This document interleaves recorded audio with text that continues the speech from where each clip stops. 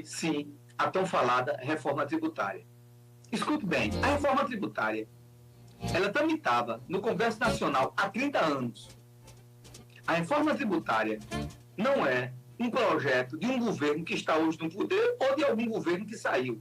São de vários governos, daqueles que fazem o Estado brasileiro, que entendem que nós, eu, Tássia Fernandes, você que nos escuta, não aguenta mais ser bitributado, paga altos impostos, porque onde você vai, dentro dessa esfera chamada território brasileiro, você paga uma alíquota de imposto diferente. Uma vez, um amigo meu mandou fazer um cálculo que ele queria colocar uma montadora, há pouco tempo, há uns 2 anos atrás, uma montadorazinha pequena, era um pequeno empresário de bicicleta, né, em Pernambuco. E por intermédio de um amigo meu, disse, Jadel, a gente está aqui sabendo a questão aqui de imposto aqui. Por quê?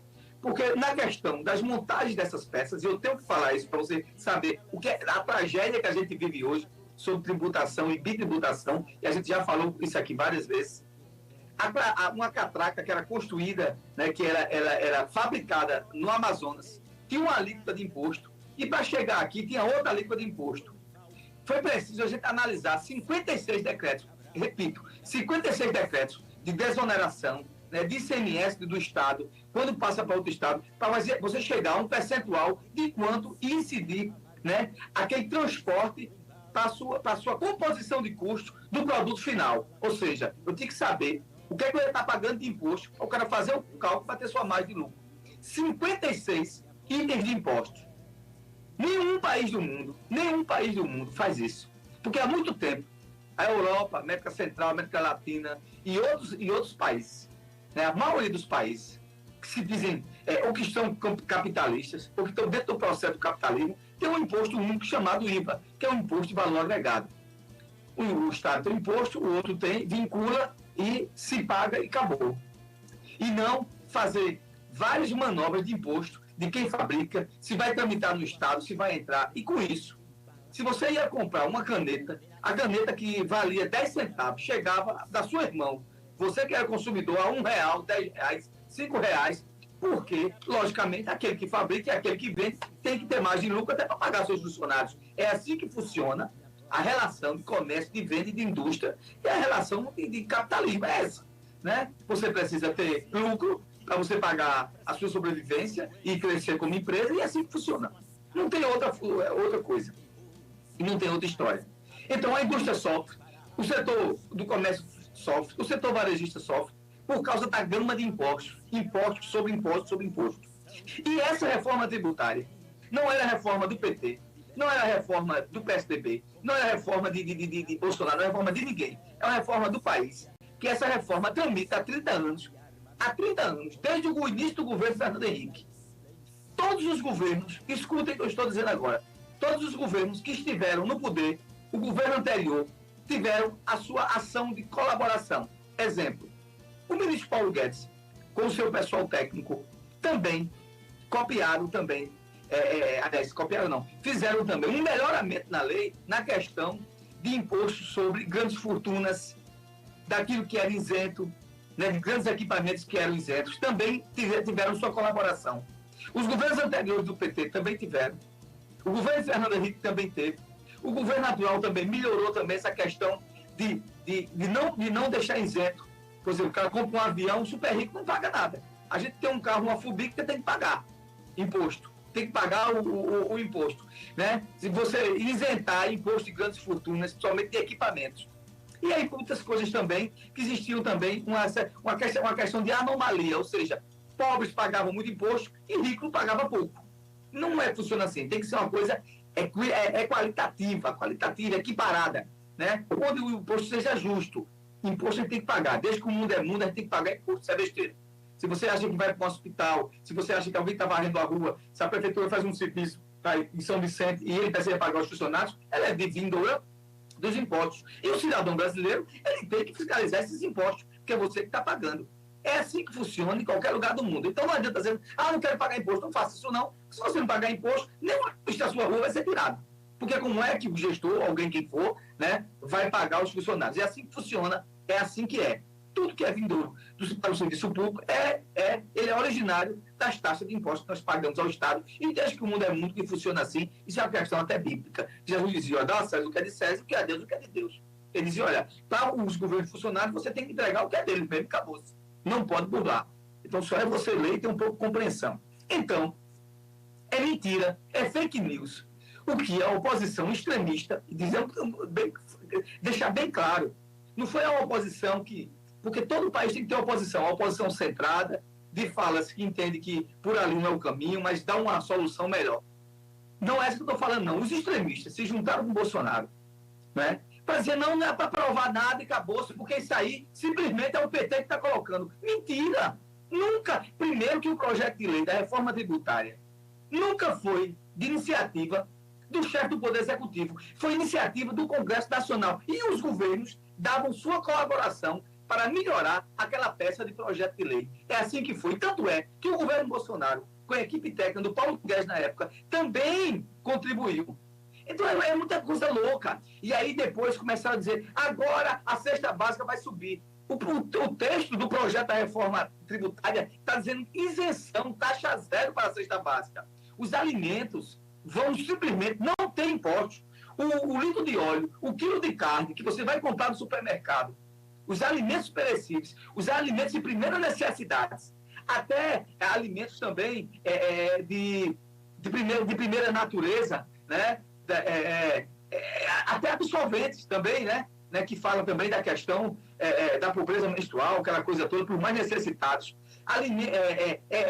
Materiais de limpeza de cosméticos, que são de primeira necessidade, sabonete, o que você imaginar de limpeza, vão também ser reduzidos suas taxas de impostos. E alimentos, as taxas serão, cesta básica, será taxa zero. Sabe o que é taxa zero? Aquilo que é considerado os itens da cesta básica será zero.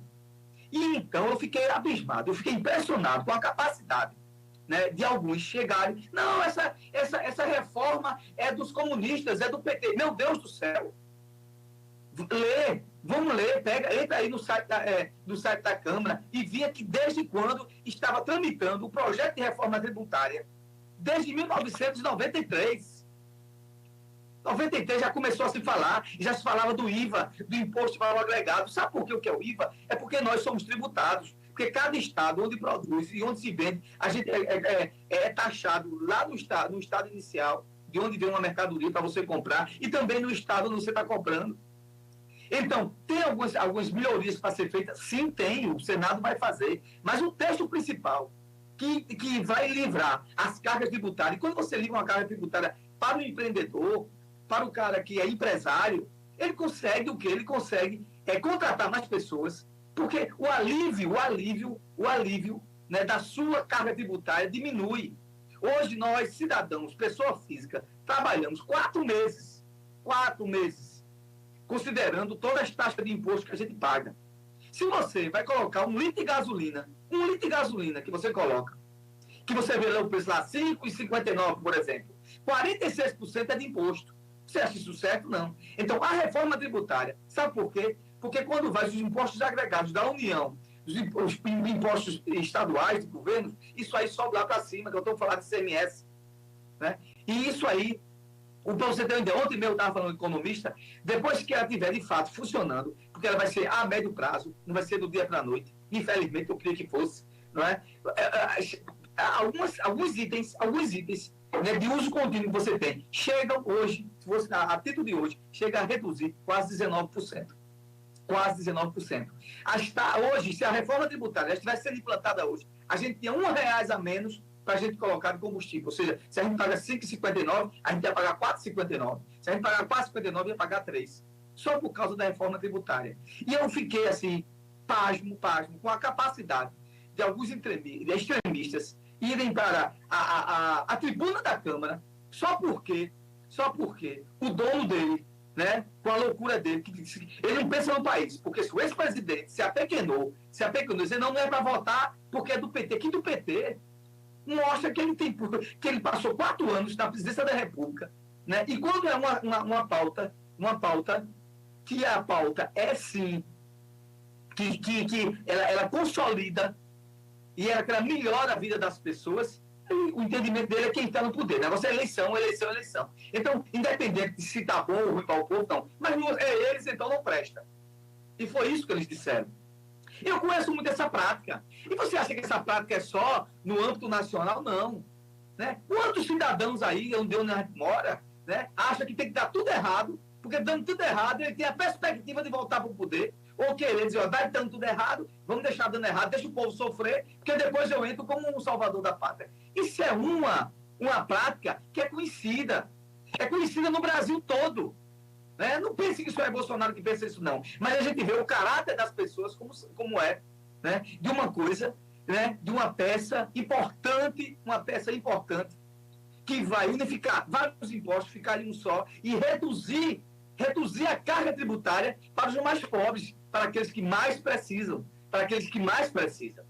Então, essa é a minha palavra sobre a questão da reforma tributária. Nunca foi pauta de governo que está no poder, com a pauta de país, institucional, porque se entende. Os industriais, os comerciantes, quantos não reclamam? Rapaz, eu tenho um funcionário, né, eu pago mais pago 1,5.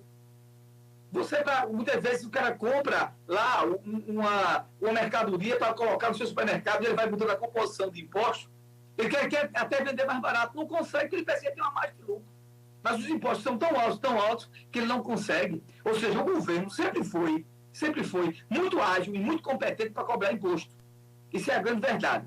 Mas a reforma tributária, vai resolver o problema do mundo, a gente vai virar um paraíso de festa? Não vai ser desse jeito.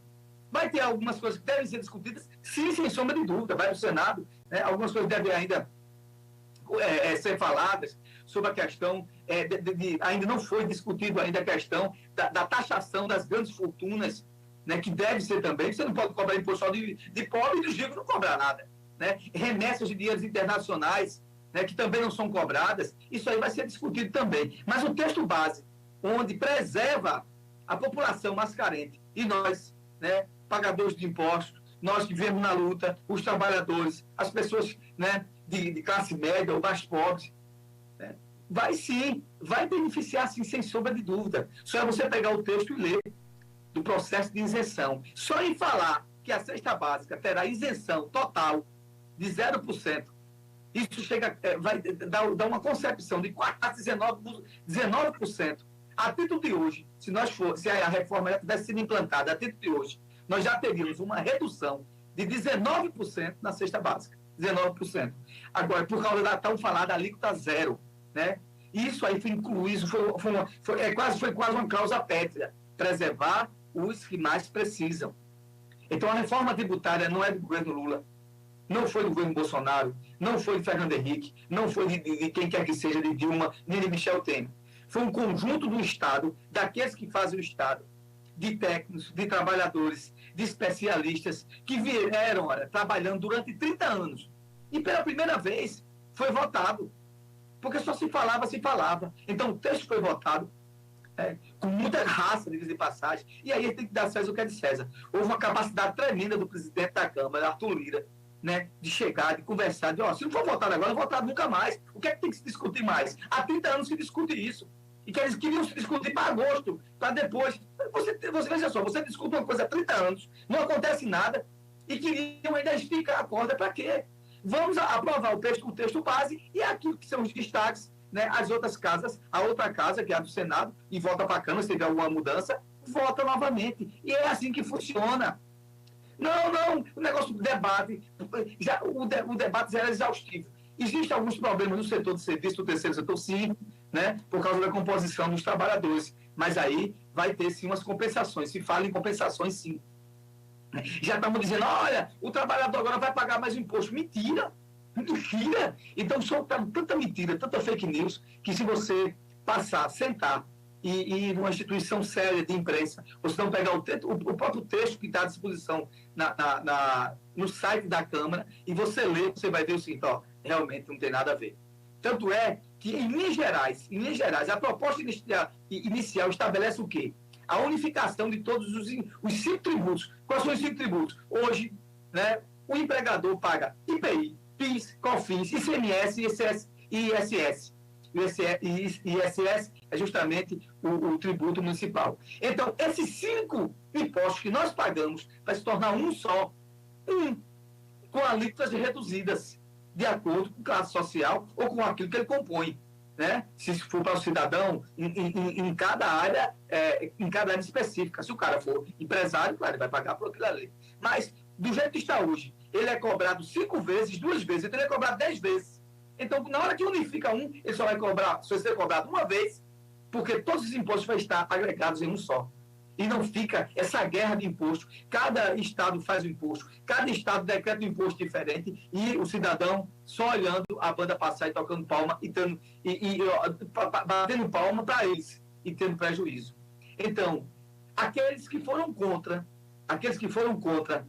radicalmente a reforma tributária foram contra o país, sem sombra de dúvida. E aí, destacando, né, o grande trabalho que o presidente Arthur Lira fez, o grande trabalho que o ministro Fernando Haddad fez. Por quê? Porque ele não queria saber se o cara era contra ou a favor. Ele estava pronto para sentar com todo mundo. Ele sentou com sabe com quem? Com o governador de São Paulo, que é do PL. Ele disse, rapaz, eu estou aqui, a gente precisa. E o governador de São Paulo sabe muito bem disso, porque onde está a grande massa industrial do país é em São Paulo. E os industriais estão pedindo, tem que voltar essa reforma. A gente não, tem empresas que fecham. O número de empresas que abrem é menor do que as que fecham. Ou seja, se abre 500 no país, fecha 2.000, porque não tem a capacidade de pagar tanto imposto. 30% alíquota máxima, você vai, aqueles faturamentos que são agregados, você chega tem um momento que você está pagando 30% de imposto, 70% é para você pagar funcionários e ficar com a margem de lucro de 5%. Quem é que aguenta isso? Os falados impostos progressivos. Quem está nos escutando, aí que são empresários, comerciantes, na verdade, sabe o que a gente está falando aí em São Vicente e nas nossas redes sociais.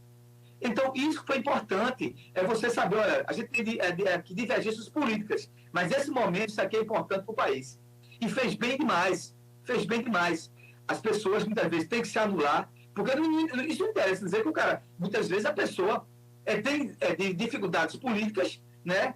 São inimigos políticos no sentido de ideias, que entendem que deve ser diferente, ou que é a oposição, mas naquilo que for bom para a sua cidade, para o seu estado, ou para a sua nação, você tem que sentar e conversar. Isso não quer dizer que tudo que ele vai dizer eu vou ficar feito uma lagartixa, não. Mas você vai procurar, né, um denominador comum, um meio termo. E é nesse meio termo que as coisas são resolvidas. É o campo da política que se resolve. Né? Você não pode levar as coisas políticas para o lado pessoal, senão você não chega a lugar nenhum desse jeito. E você tem a capacidade. E outra coisa, e eu gosto muito do ditado bíblico, já que eles gostam tanto, esse pessoal aí, os humilhados serão exaltados. Se você, não humilhar não, mas se você se coloca, amigo, eu sei que a gente aqui tem dificuldades políticas, mas eu preciso da tua ajuda agora, porque isso aqui vai ser bom para o povo. Isso sim enaltece o homem. Isso sim enaltece o homem, dentro do campo político. Quando você tem a capacidade de dizer, olha, aquilo ali é bom para o povo, eu não tenho problema nenhum. É para andar e caminhar junto com esse cidadão que eu não ando com ele, no campo político, a gente anda porque vai ter o quê? O objeto fim será melhorar a vida das pessoas, então a gente caminha junto. E é assim que deve ser. É uma prática que você tem que fazer todo dia. É fácil? Não é fácil. Não é fácil. Mas você tem que ter a capacidade de ser um cara altivo, de ter a capacidade de ser republicano, né? De ser honrado, né? Para que, naquilo que for bom para as pessoas, se você está no campo político, observar que, se é bom para as pessoas, eu também sou pessoa, eu também sou cidadão, então vai também ser bom para mim. E o campo das ideias políticas deixa para o tempo da política. O campo do processo de oposição, quando aquilo não é bem feito, você critica, mas critica, faz uma autocrítica para melhorar. Por isso que é bom o Estado de Direito, né, e a democracia, que é isso. Agora você tem que saber usar ela. Né? E foi lamentável, os extremistas, e que são extremistas, está na palavra já, né, ir para a tribuna, falar coisas horrorosas. E aí, o chefe deles foi lá, e ele querer, veja só, eu não quero ter um amigo feito o ex-presidente. Ele leva um amigo dele, indicado por ele, para uma reunião e para o cara ser desonrado lá, né? E ser motivo de galhofa e levar piada de todo mundo. Um negócio de baixo nível. Então, o ex-presidente Bolsonaro, se realmente o que ele bota a boca para fora, dizer que pensa na pátria, é tudo pela pátria, é tudo pelo Brasil, ele dizia o seguinte, essa reforma é uma reforma de vários governos. Eu também contribuí. Eu peço que vocês votem a favor, mas observem e preservem aquilo que é bom para as pessoas. Isso sim é uma atitude altiva, uma atitude de um grande político. Né? Ele se colocou naquilo que ele é. Ele se apequenou e se colocou num baixo nível político que eu nunca vi na minha vida. Mas, entretanto, para finalizar, a reforma tributária ela é um avanço para o país. E a médio e longo prazo, a gente vai ver os efeitos disso. Né? E a coisa que é mais importante, preservou justamente os mais pobres, aqueles que mais precisam. Isso, para mim, que é importante, com a alíquota zero dos alimentos de cesta básica.